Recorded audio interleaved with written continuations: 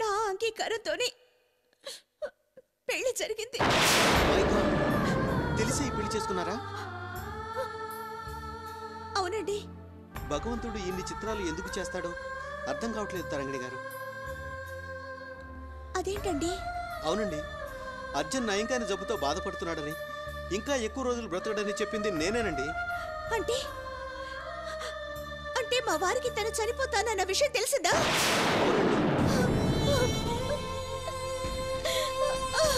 తప్పని పరిస్థితుల్లో చెప్పాల్సి వచ్చింది. అందుకు అర్జున్ బాధపడలేదు. తాను చనిపోతానన్న విషయం మీకు, అంకుల్కి, ఆంటీకి తెలిస్తే తట్టుకోలేరని, ఈ నిజం మీకు తెలియకుండా దాయాలని నాతో ప్రమాణం చేయించుకున్నాడు. అతనికంటే ముందే ఈ దుర్వార్త మీకు తెలియటం, అది మీరు అర్జున్కి తెలియకుండా ఇంతకాలం దాయటం, అంతా భగవంతుడి లీలలా ఉంది. అందుకే ఆయన ఇల్లు విడిచి వెళ్ళారనుకుంటాను. అంటే మా కళ్ళ ముందు ఆయన చనిపోవడం మేము తట్టుకోలేమని మాకు కనిపించకుండా వెళ్ళిపోయి ఉంటారు. అది కూడా ఓ కారణం కావచ్చు. కానీ అర్జున్కు తాను చనిపోతానని తెలిసిన క్షణం నుంచి మీ భవిష్యత్తు గురించే బాధపడ్డాడు. మీ జీవితానికి అర్థం కోసం ఎన్నో ప్రయత్నాలు చేశాడు. వాటిలో నా ప్రమేయం కూడా ఉంది. మా వారి మరణాన్ని ఆపగల శక్తి ఎవరికీ లేకపోవచ్చు, కానీ ఆయన అనాథలా ఎక్కడో చనిపోవడం మేము తట్టుకోలేవు డాక్టర్, తట్టుకోలేవు. ఆయన మాతోనే ఉండాలి, ఎక్కడున్నా ఇంటికి రావాలి. మీరు పడే బాధ గురించి ఆలోచిస్తూ ఉంటే నా గుండె తరుక్కుపోతుంది. ఒకవేళ మీకు తెలిసినప్పుడే అర్జున్కు కూడా ఈ జబ్బు గురించి తెలిస్తే పరిస్థితులు ఇంకోలా ఉండేవేమో తరంగిణి గారు. లేదండి, ముందే వారికి ఈ జబ్బు గురించి తెలిస్తే ఆ రోజునే ఇల్లు విడిచి వెళ్ళిపోయేవారేమో. అవునండి, మా అత్తయ్య మావయ్యలు తన చావు చూడకూడదన్నదే ఆయన కోరిక. అవును. ఇప్పుడు చెప్పండి, నిజం చెప్పండి. ఆయన ఆచూకు తెలిస్తే దయచేసి చెప్పండి, మేమే వెళ్ళి తెచ్చుకుంటాం. నిజంగా నాకు తెలియదండి. ఆ ఒక్క విషయమే తెలియకుండా జాగ్రత్త పడ్డాడు వాడు. అయితే అర్జున్ నాతో ఒక ప్రమాణం చేయించుకొని ఒక కోరిక కోరాడు. ఏమిటండి?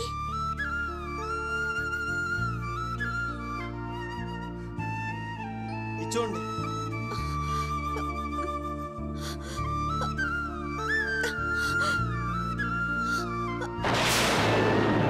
బిడ్డ పుట్టగానికి ముందుగా తాను కొన్న బట్టలు వేయాలని, అదే తన చివరి కోరికని ఈ డ్రెస్ కొనిచ్చాడు.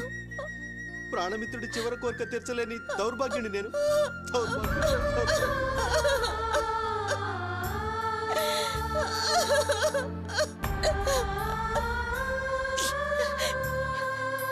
ఇంతగా చెప్పిన తర్వాత మీకు మా వారి ఆచూకి తెలిస్తే నాకు చెప్పకుండా ఉంటారనే ఆశతో వెళ్తున్నాను. తప్పకుండా చెప్తాను. నన్ను నమ్మండి తరంగిణి గారు. మీకు ధైర్యం చెప్పేంత వాణ్ణి కానీ నేను. కానీ అర్జున్ ఆశ, ఆశయం, వాడి చివరి కోరిక మీ జీవితం బాగుండాలని. అందుకు నా వంతు సహాయం ఏదైనా చేస్తాను. ప్లీజ్, వాడి చివరి కోరిక కోసమైనా మీరు మీ జీవితాన్ని బాగు చేసుకోవాలి.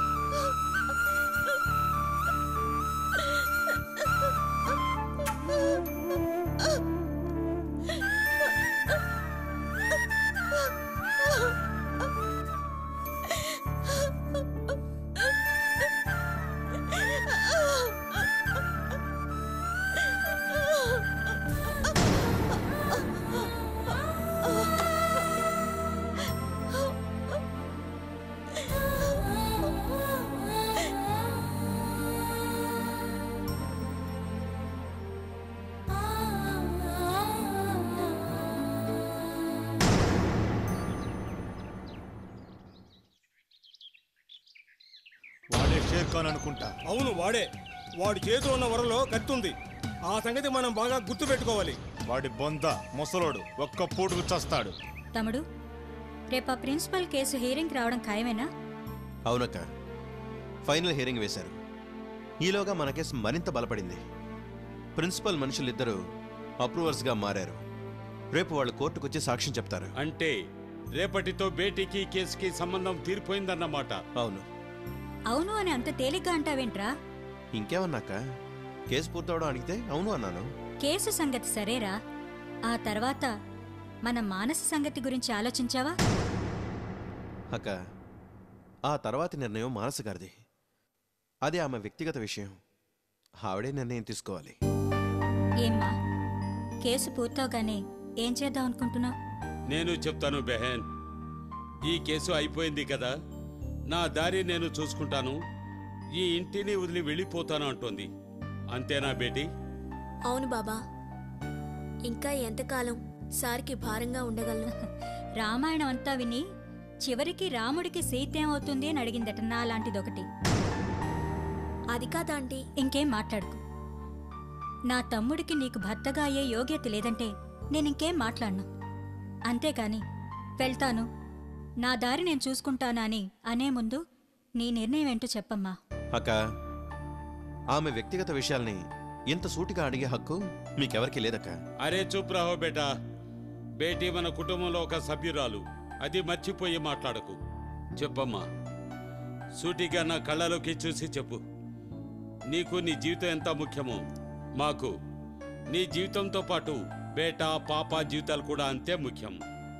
మీ ఇద్దరికీ పెళ్లి జరిగితే మన అందరి జీవితాలు బాగుంటాయి. అవునమ్మా, నా మాట విను. వెంటనే సమాధానం చెప్పాల్సిన పని లేదు అని ఆ రోజు అన్నాను. ఈరోజు అదే మాట అంటున్నాను. కేసు అయిపోయిన తర్వాత ఓ వారం రోజులు ఆలోచించి సమాధానం చెప్పు. మానసా, రేపు కేసు అయిపోయిన తర్వాత ఇల్లు వదిలి వెళ్ళిపోతానని మాత్రం అనకమ్మా. అలాగే ఆంటీ.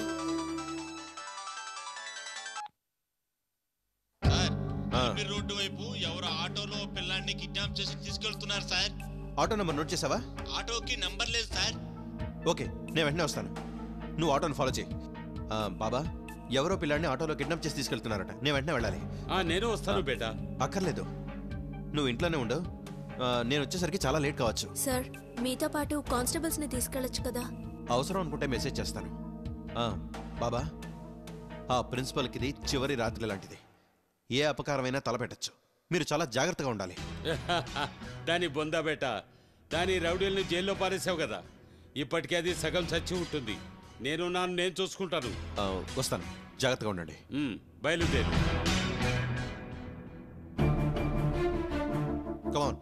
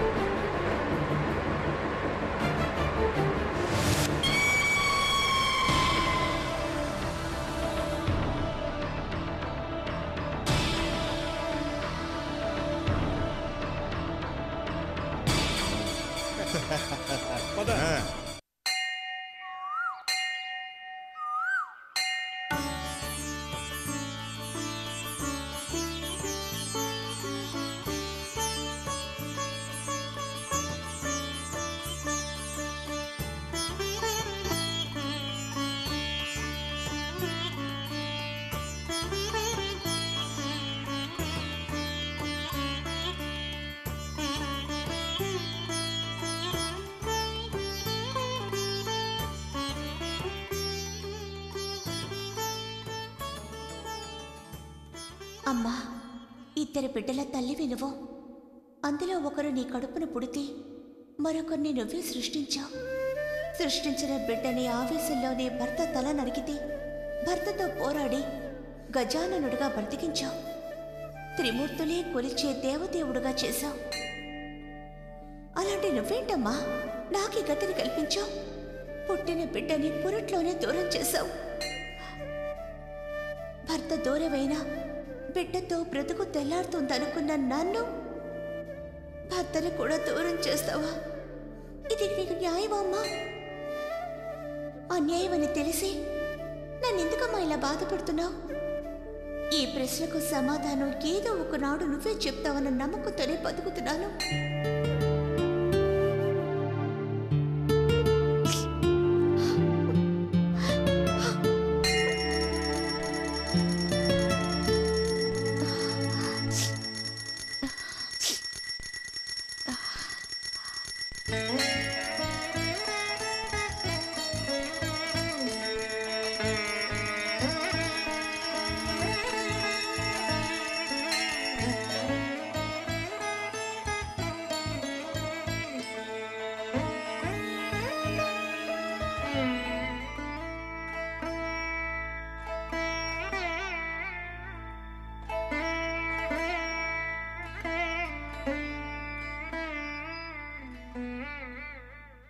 అమ్మా తరంగిణి, బావున్నావా?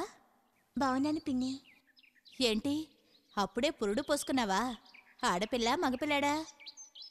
బిడ్డను గుడికి తీసుకురాలేదా? లేదు పిన్ని.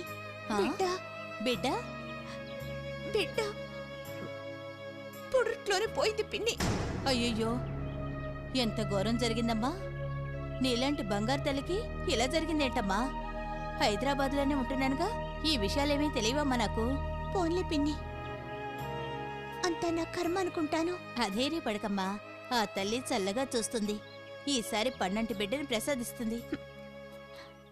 ఆ ఆశ కూడా లేదు పిన్ని. అదేంటమ్మా అలా అన్నావు? ఏం చెప్పను, మా వారు ఎవరికీ చెప్పకుండా ఇంట్లో నుంచి ఎక్కడికో వెళ్ళిపోయారు. ఎటో వెళ్ళిపోయాడా? ఎందుకమ్మా? అదే తెలీదు. చూడమ్మా, ఆ సీతమ్మ తల్లికే కష్టాలు తప్పలేదు. మనమెంత?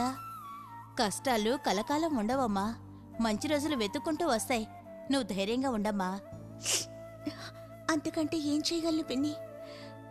వస్తానా?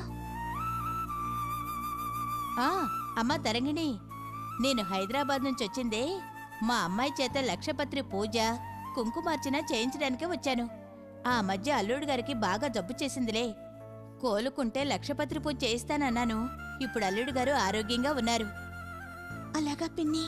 అవునమ్మా, లక్షపత్రి పూజ చేసినా, చేసేవారి పూజలో పాల్గొన్నా కష్టాలన్నీ ఎగిరిపోతాయి. రేపు శుక్రవారమే పూజ, తప్పకుండా రామ్మా. తప్పకుండా వస్తాను పిన్ని. రామ్మా, పూజ జరిగిన మండలం రోజుల్లో నీకు శుభవార్త రాకపోతే నన్ను అడుగు. అలాగే పిన్ని, నీ నోటి చలువతో అదే జరిగితే జీవితాంతో నీకు రుణపడి ఉంటాను పిన్ని. తప్పకుండా జరిగి తీరుతుందమ్మా. అలాగా, వస్తాను పిన్ని. మంచిది, వెళ్ళిరమ్మా.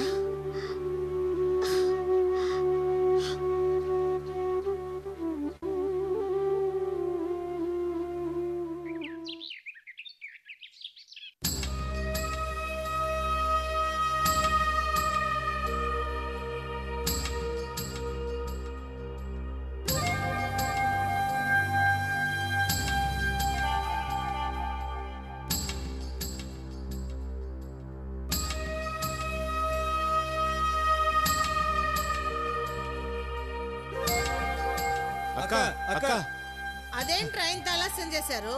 ఆలస్యమా? వెంటనే వచ్చామని మేము అనుకుంటుంటే. అదేంటి? అవును, అసలే పోలీసోడిల్లు. ఈ మధ్య కెమెరాలు కూడా పెడుతున్నారు. ఈ ఎస్ఐ గారు కూడా ఏమైనా కెమెరాలు పెట్టాడేమోనని వెరిఫై చేసాం అక్క. అలాంటిది ఏమీ లేదని రుజువు చేసుకున్నాం. గుడ్. ఆ ఇండ్లు, ఇంటి పరిసరాలు అన్నీ బాగా గమనించారా? ఒక కొంపని శ్మశానం చేయాలంటే ముందుగా చేయాల్సింది రెక్కి. అందులో మేము బాగా ఎక్స్పీరియన్స్ సంపాదించాం. ఆ ఇంటికి ప్రధాన గుమ్మానికి లోన గడియ ఉంది కాబట్టి ఇంటి ప్రధాన ద్వారం నుంచి వెళ్ళడం వీలు పడదు. మరి ఎలా వెళ్తారు? ఇంటి వెనుక కిటికీ గ్రిల్స్ బాల్స్తోనే బిగించి ఉన్నాయి. మా దగ్గర మోటార్ బెల్టు, స్క్రూ డ్రిల్లర్స్ ఉన్నాయి. వాటితో శబ్దం లేకుండా 5 సెకండ్లో గ్రిల్ బాల్ట్ ఊడదీస్తాం. ఆ గ్రిల్లోంచి లోనకి చొరపడతాం. గుడ్. అన్ని ఏర్పాట్లతో వచ్చారన్నమాట. ఎన్ని ఏర్పాట్లు ఉన్నా ప్రమాదం ప్రతి క్షణం పొంచి ఉంటుంది. వెనక గ్రిల్ నుంచి మేము లోపలికి వెళ్ళడంతో సరిపోదు, మెయిన్ స్విచ్ ఆఫ్ చేయాలి. ఆ ఇంటికి మెయిన్ స్విచ్ ఫ్రంట్ హాల్లో ఉంది కాబట్టి అక్కడ దాకా వెళ్ళేంత వరకు మేము చాలా జాగ్రత్తగా ఉండాలి. ఇంత గొప్పగా ఆలోచించిన వాళ్ళు మెయిన్ స్విచ్ ఆపితే గానీ కరెంటు పోదని ఎలా అనుకున్నారు? మరి ఎలా? Very simple. ఒక సైకిల్ చైను ఆ ఇంటి ముందున్న ఎలక్ట్రికల్ వైర్స్ మీద పడేటట్టు చేయండి.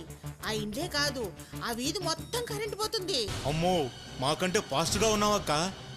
ఏం ఫాస్ట్ అయితే ఏం లాభం రా? ఇప్పటిదాకా ఎస్ఐ గాడు, మానస, కాను ముగ్గురు నన్ను ఫుట్బాల్ ఆడుకున్నట్లు ఆడుకున్నారా. ఈ రాత్రితో వాళ్ళ కథ ముగిసిపోవాలి.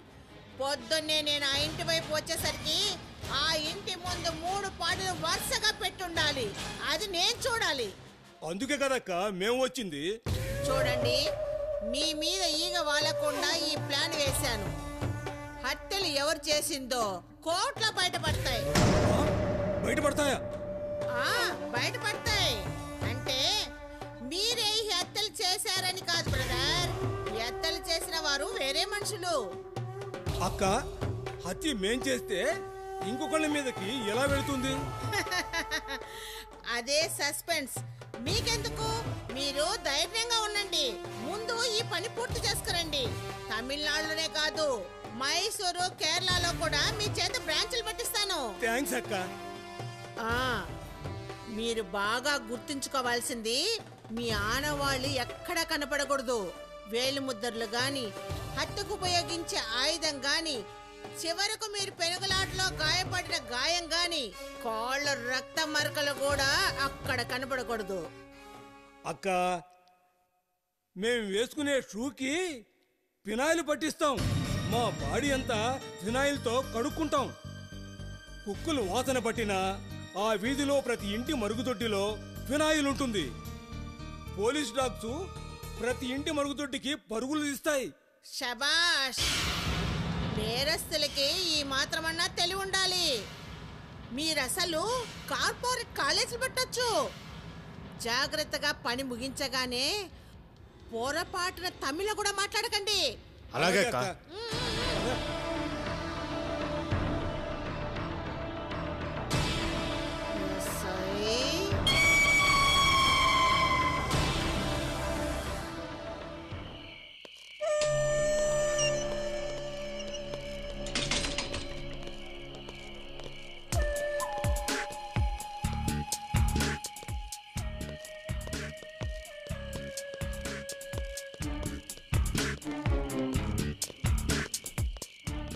చూడు చూడు.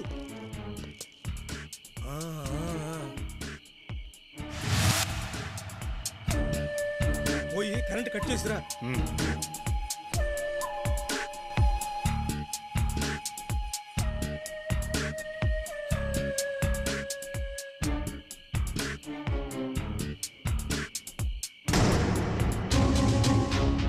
అరే, కరెంటు పోయిందే.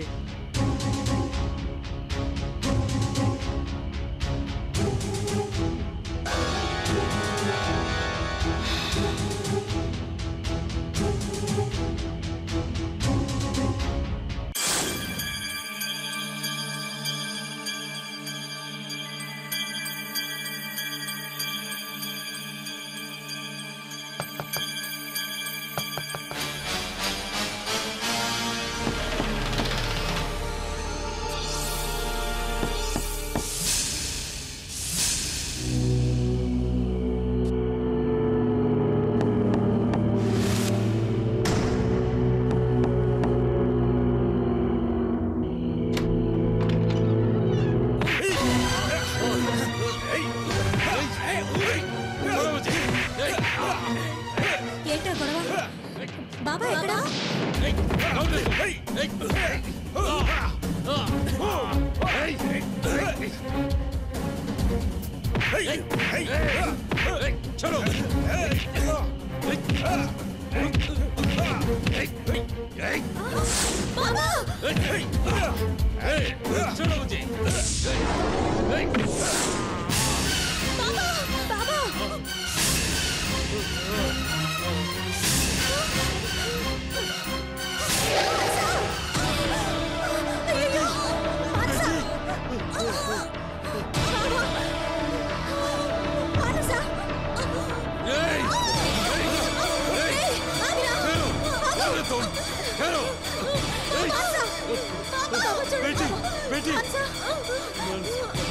ఎంత పని జరిగిపోయిందమ్మా.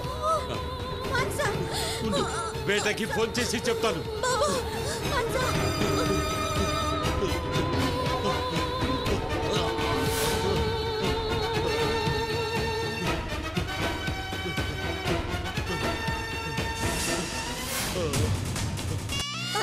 నీకేం కాదమ్మా. అమ్మా మనసా, కొంచెం వచ్చుకోమ్మా. మనసా,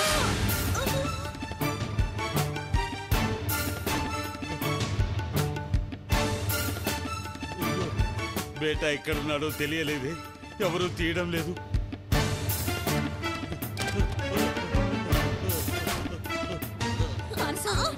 చూడు బేటీ మనసా, బేటీ మనసా, బేటీ మనసా, బేటీ ఎవరు తీయడం లేదు. ఇంకోసారి ట్రై చేయండి. అలాగే అలాగే రమ్మా, అలాగే.